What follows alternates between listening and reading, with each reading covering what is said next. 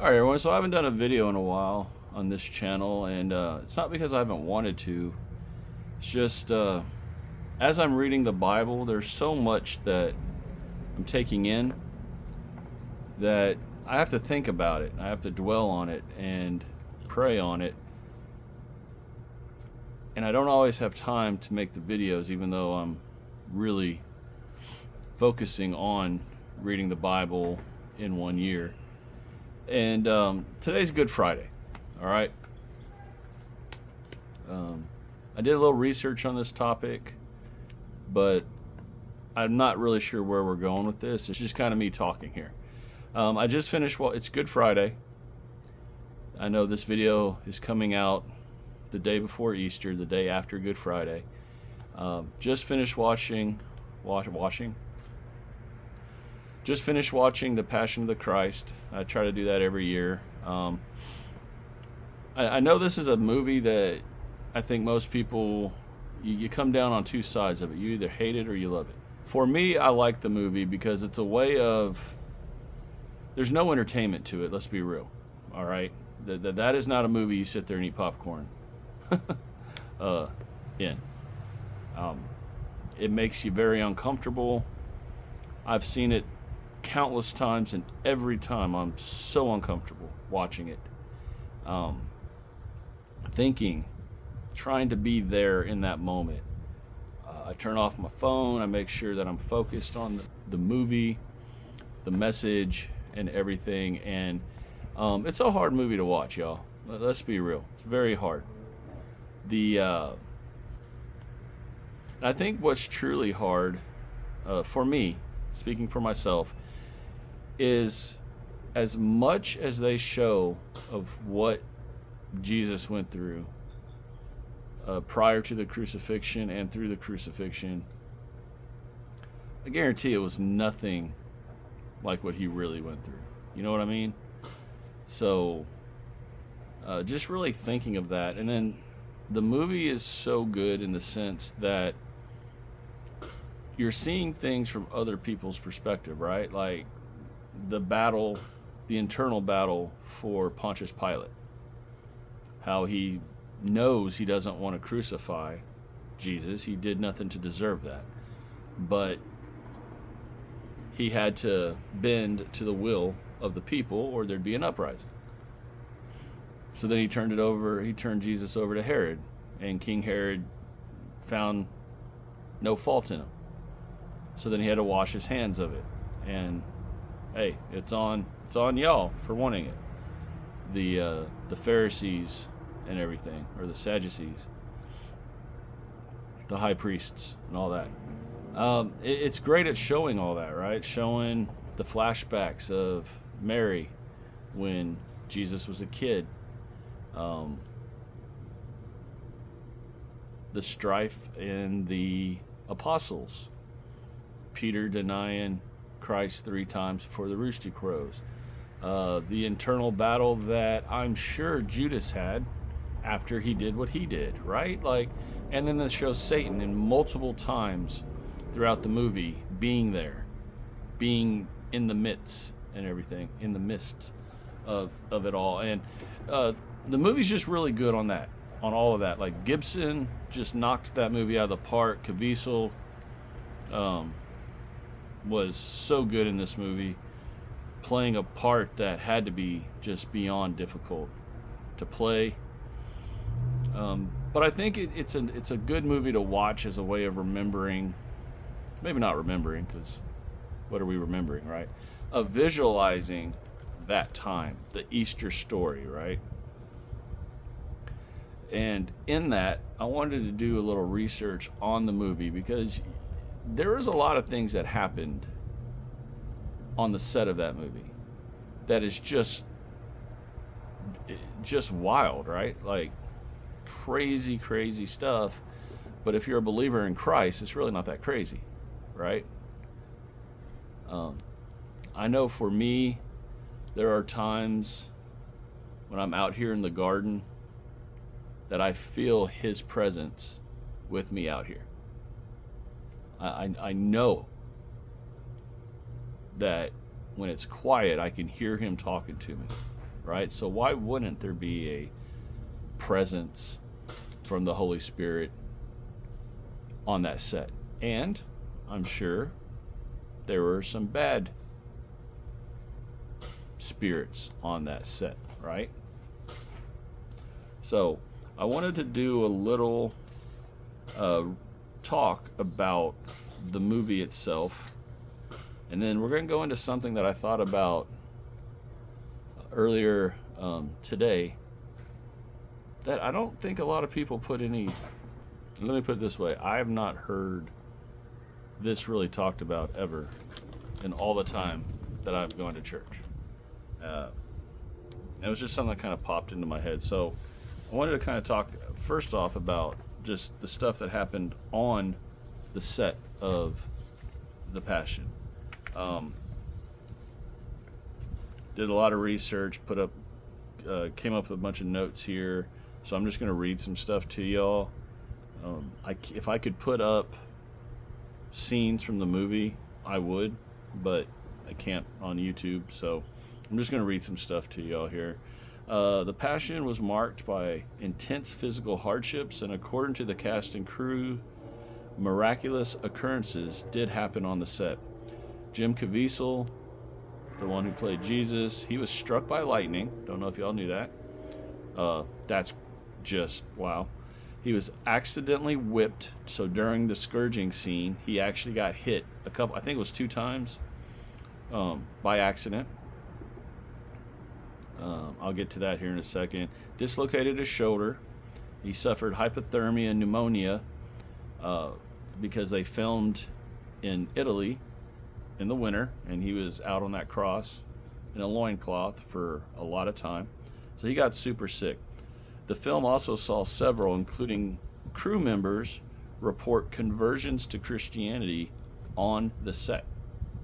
That's amazing, and that is straight up God's work right there. Now, to go a little deeper into some things here, lightning strikes. Caviezel and an assistant director were both struck by lightning during the Sermon on the Mount scene. So that's a really small scene, and it's in the movie as a flashback. So he's not even up on the cross when they both get struck by lightning during that scene. That is amazing. Thank God thank the Lord they both survived. And yet it says right here they survived without any serious injuries. The whipping and scars during the scourging scenes, the actor was accidentally struck twice by a whip, leaving a 14-inch scar on his back. Y'all. He dislocated his shoulder while carrying the cross. Probably could figure out which scene it was when he dislocated it, if it happened during one of the fall scenes, because one of those fall scenes, it just looks horrific to me. The hyperthermia and pneumonia, again, it's because he was out there on long hours in a thin loincloth and freezing Italian temps. Infections and migraines. The heavy makeup created a lung infection and constant migraine headaches. And anyone who gets migraines knows how bad those can be. Okay, so just right there alone, he went through some stuff making this movie. That is for sure. Now look, I'm not trying to say that the only movie ever that actors get hurt on is this one, because come on, we know that's not the case, but some of those are pretty wild. I also believe that Caviezel was 33. I have not searched this, but I'm pretty sure he was 33 when he made the movie, and Christ was 33 when he died. So, the symbolism there is wild to me. Don't think that was a coincidence. Miraculous and unusual events. Conversions, and I'm going to get into this one here in a second, but the actor that played Barabbas reported that he felt kindness in the eyes of Caviezel during their scenes, which moved him to Christianity, a sentiment shared by several crew members. I'm going to get into more on him in just a second. Unexplained witnesses. Now, this is the part that gives me goosebumps, and I don't disagree. I fully believe this. Some reports suggest producers saw mysterious figures dressed in white during filming that did not appear on camera, which were seen as a divine presence. Okay, y'all. Filming a movie about the crucifixion of Jesus Christ. I fully believe there was presence there of a heavenly kind on that set, without a doubt. I 100% believe that. The weather conditions. This is another one that just kind of blew my mind when I did the research on this. Many on the set felt the weather reflecting the scenes. Let me say that again. Many on the set felt the weather reflected the scenes with, for instance, sudden sunlight or dramatic winds that occurred during, as described, significant scenes. Y'all, divine presence. Just crazy. Production atmosphere and the intensity. The crew often worked in severe conditions. Cold winds in Italy, leading to extreme exhaustion and, as reported, a feeling of real resistance during the filming. Well, who would want to not have this movie made? Probably one that is always really hot, right? Satan. Totally makes sense, right?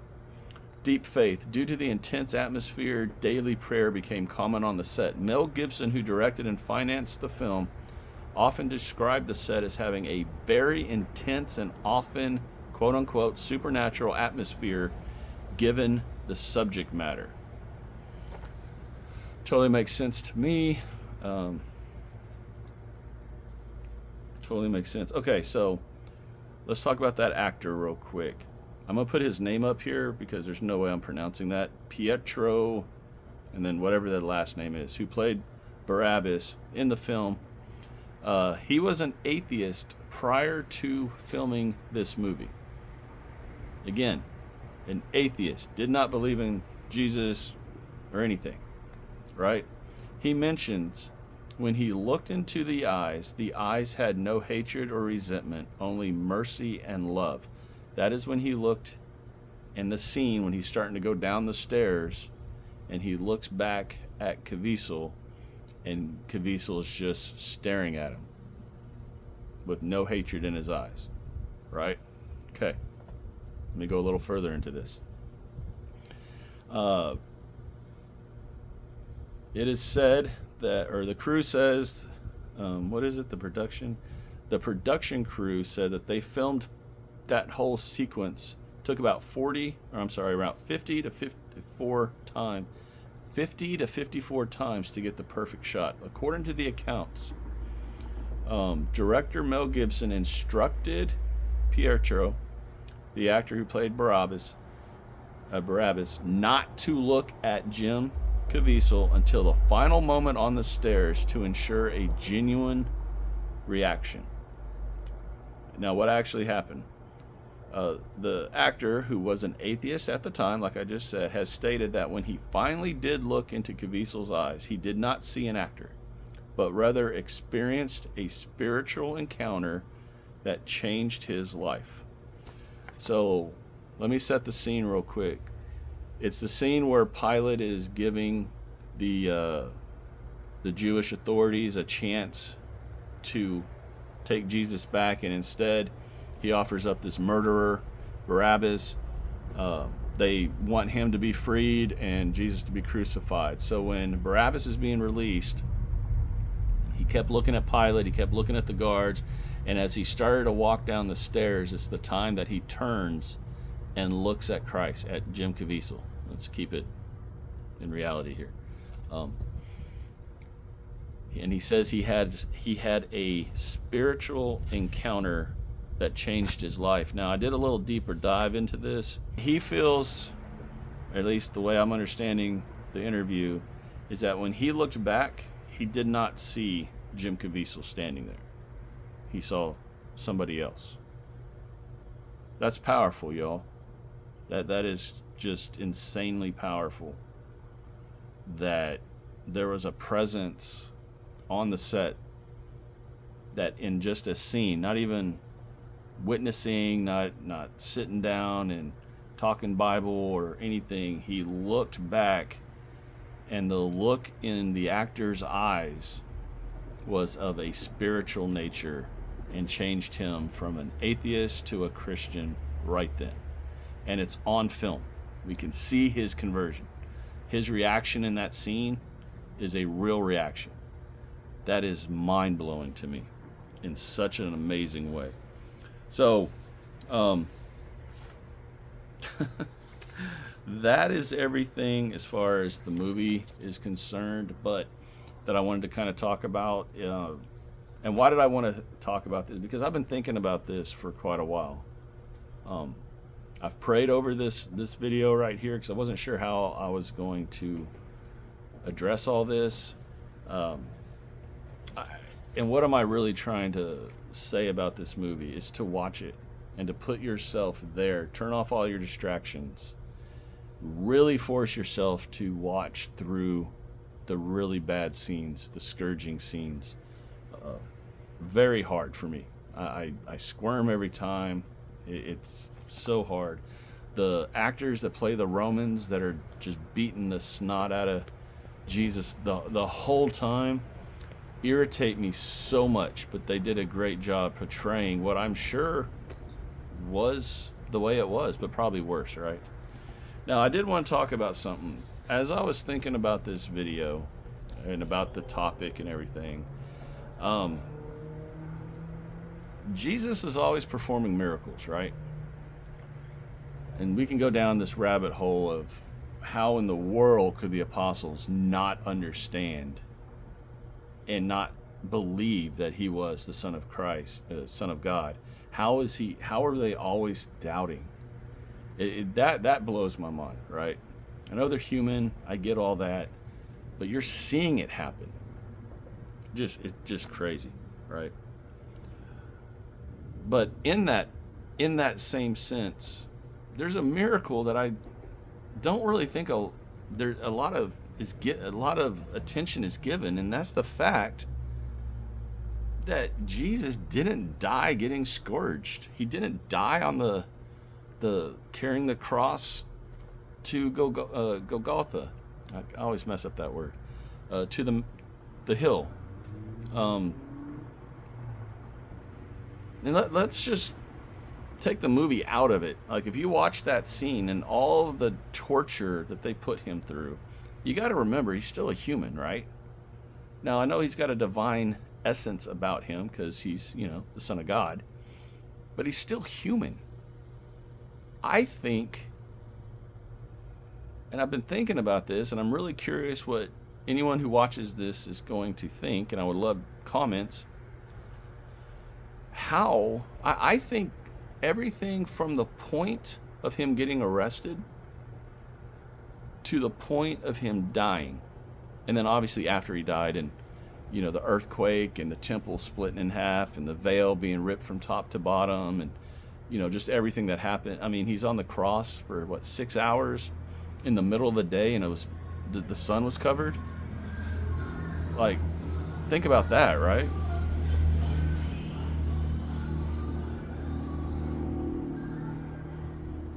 So what I wanted to do real quick here at the end is I wanted to kind of talk about the crucifixion stuff.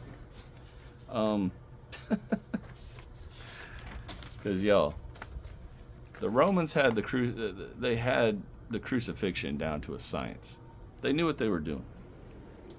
Okay, injuries before the crucifixion. Now remember, he is a human being. Yes, he's the Son of God. He's still a human being, right? When he got cut, he bled. So think about all this, right? A scourging.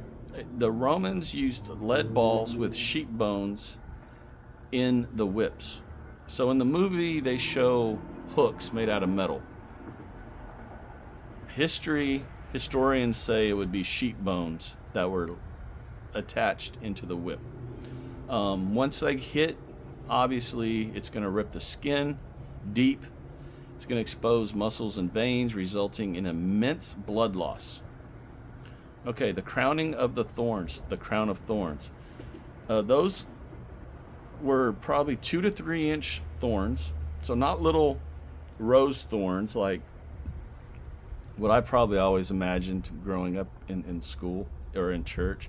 No, they were 2 to 3 inch thorns that they jammed into his skull, um, causing severe bleeding and damage to his facial nerves. Because think about that, 2 to 3 inches of thorns, y'all, just jammed all over your head.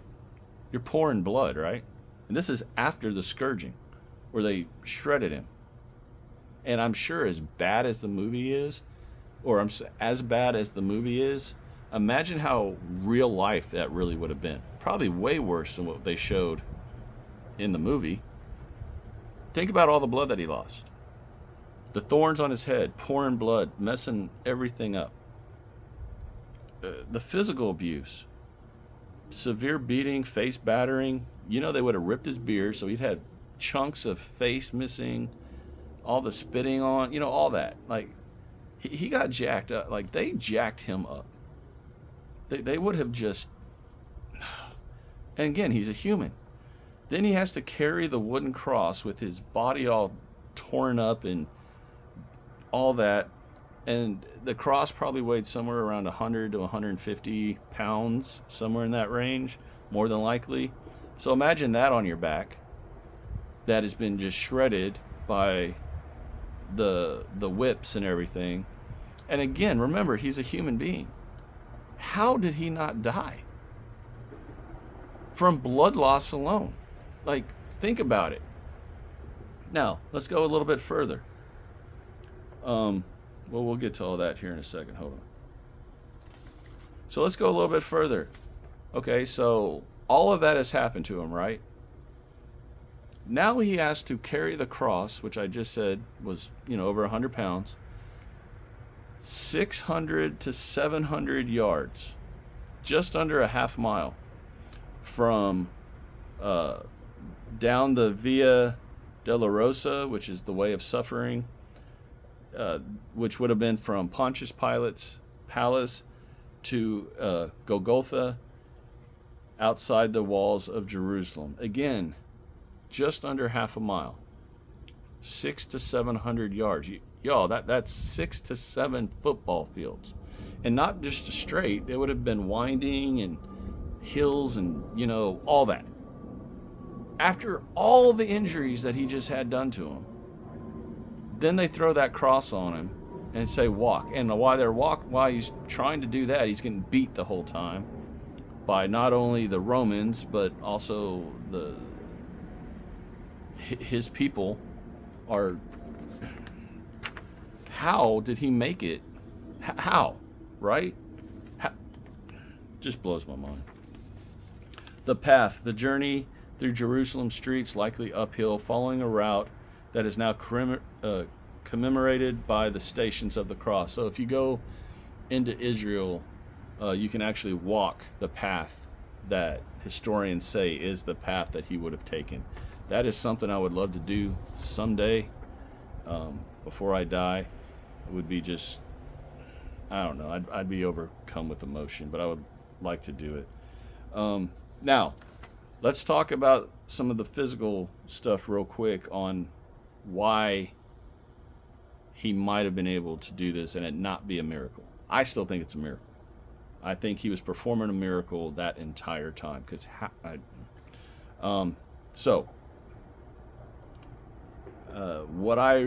Now look, Roman scourging was designed to bring victims close to death without killing them, allowing them to survive long enough to endure the humiliation of crucifixion. So again, the Romans had this down to a science, right?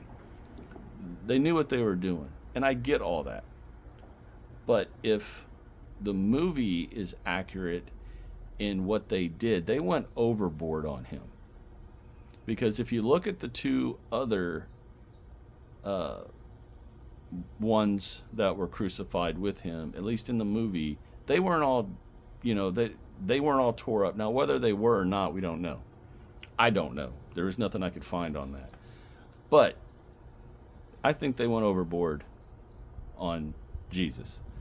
And again, all the blood that he would have been losing, 700 meters, carrying a 100-pound cross on your filleted back, your tired back, your every part of your body has been shredded.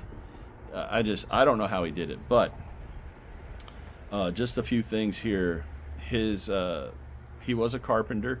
Everywhere they walked, everywhere they traveled, they had to walk back then. So he would have been in good shape. I'm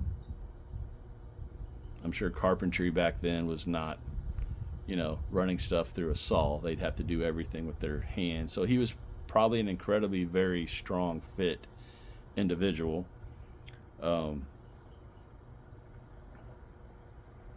Something I did find was that the scourgings were an intentional torture, often restricted to 39 lashes. So again, they knew what they were doing. They were bringing the body close to death, but not at death. I still don't see how in the world he survived this. From a logical perspective, many believers argue that being both fully human and fully divine, Jesus possessed a capability. Jesus possessed a capacity to endure pain beyond human limitations, as discussed, based on biblical accounts. Jesus' physical torture lasted for several hours, starting with the scourging in the early morning and ending with his crucifixion, which lasted from roughly 9 a.m., the third hour, until his death around 3 p.m., the ninth hour. The cross, according to Mark's gospel, Jesus was on the cross for around 6 hours until he passed. So this whole video right here, y'all, is just me talking. I did do some research as I've been sharing here. I think, look, I love how humans are always going to try to, like, non-believers are going to try to find ways to make the science of the Bible, to make stories in the Bible be scientific. I think some things you just can't, and I think this is where faith comes in. And for me, I truly believe that he was performing a miracle, or God's hand was over him through that whole thing, through the whole crucifixion, the scourge, just everything. Because I can't imagine anyone being able to go through what he went through, carry that cross that far, and not passing out, not dying from blood loss or shock. I didn't even talk about shock. I really think that was probably his final earthly miracle. Because when he died, that would have been God, I think, laying down the law to everyone there. I just think it's amazing. The movie is a very good movie. It's something to really think about. If you haven't watched it in a long time, I suggest watching it.